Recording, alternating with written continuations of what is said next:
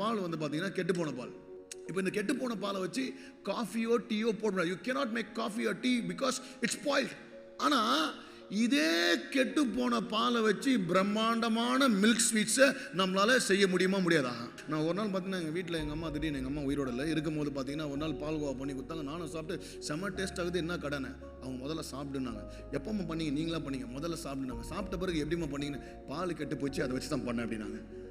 நான் சொன்னேன், ஒரு மனசாட்சியில் கெட்டு போன பாலை கொடுத்து பையனுக்கு பாய்சன் கொடுக்குறீங்களா அப்படிங்க. அவங்க சொன்னாங்க, இல்லையா, முக்கால்வாசி எல்லா நேரத்துலையுமே கெட்டு போன பாலை வச்சு தான் பெஸ்ட் ஸ்வீட்டே செய்கிறாங்க. இன்னைக்கு probably you cannot make coffee again, but then you can make a great dessert out of the spoiled milk. ஐயா, இன்னைக்கு கெட்டு போன பாலை வச்சு ஒரு மனுஷன் இந்த காரியத்தெல்லாம் செய்ய முடியும்னா, நம்ம வாழ்க்கையில் கெட்டு போன காரியங்கள், கெட்டு போன வாழ்க்கை, கெட்டு போன பாஸ்ட் வச்சு ஆண்டவர் பெரிய காரியங்களை செய்வார்.